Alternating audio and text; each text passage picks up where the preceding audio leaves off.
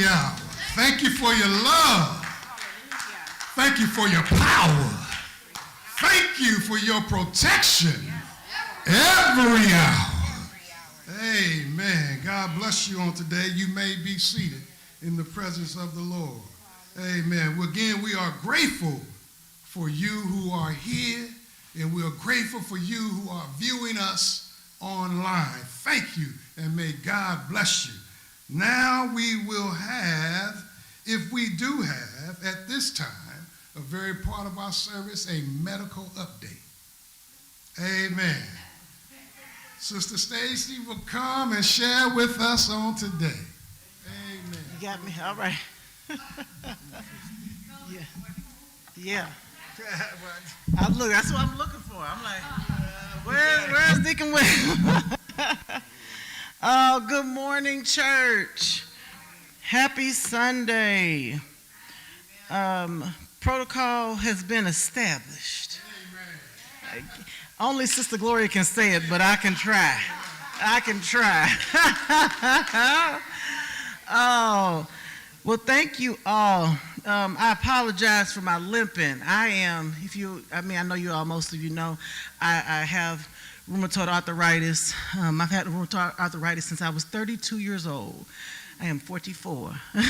So I have flare-ups. And so I believe that when I drove my daughter back from Florida, we drove from Florida to Huntsville, I think it might have got it going. So I'm struggling, but I feel like I'm too young and hip to use a cane. But I got one. Just know I got one. Yeah, I may have to bedazzle it or something at some point because I'm getting to that point.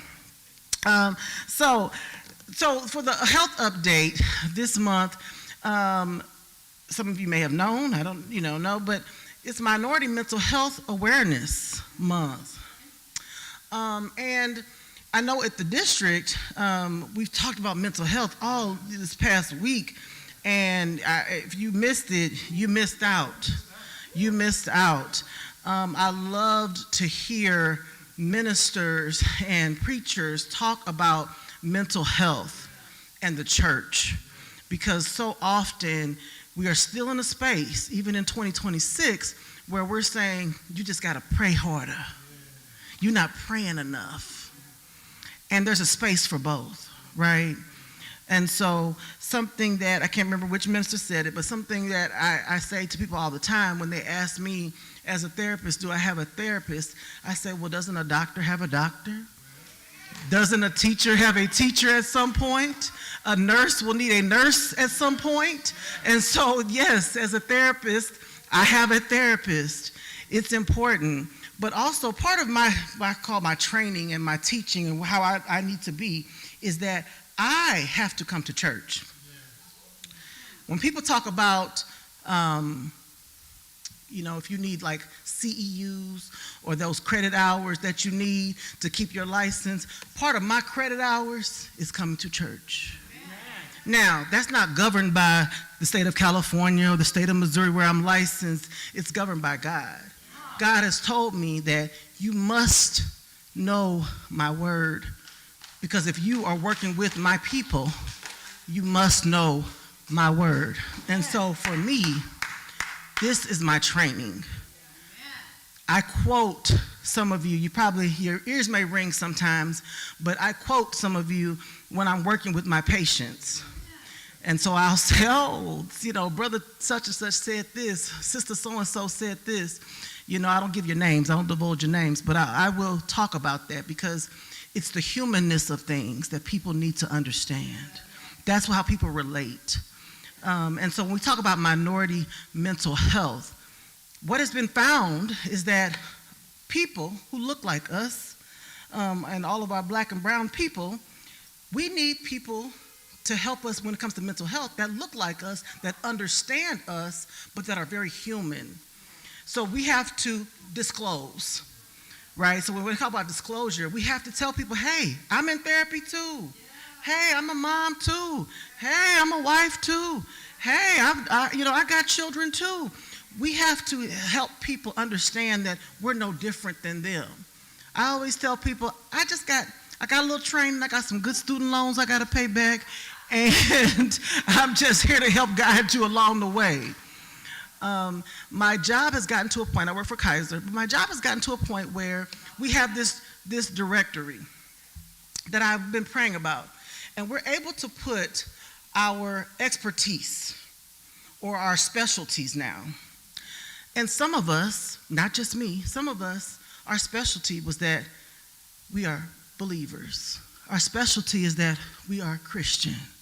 And I love now that when a patient calls in and says, I want a therapist who is a believer in Jesus Christ, they will say, I have a few that we can send to you.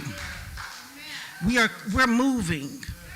And what we have to remember is that in any space that you are in, you can say, I want a provider that believes as I do, because that makes a difference.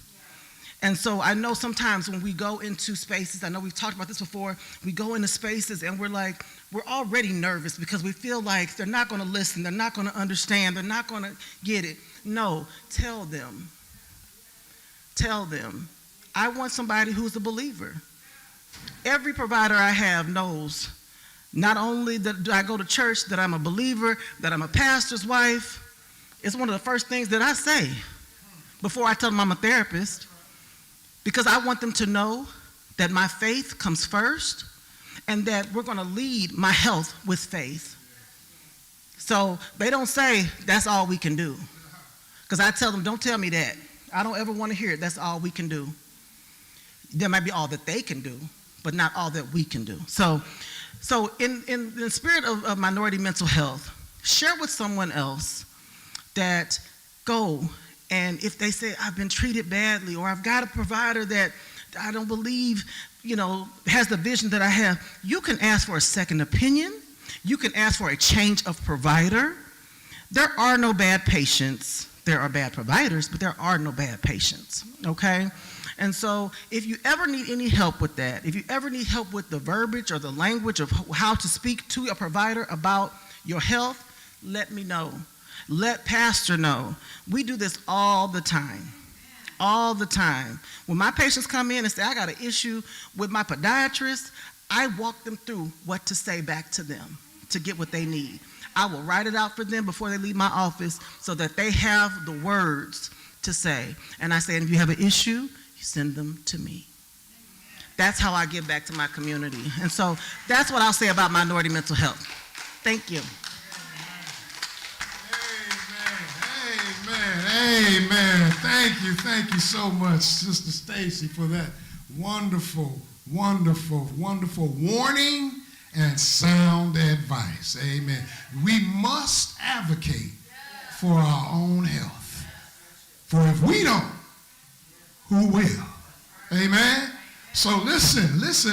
Mental health illness is real. If you're black in America, you have some mental health issues. Ancestrally brought about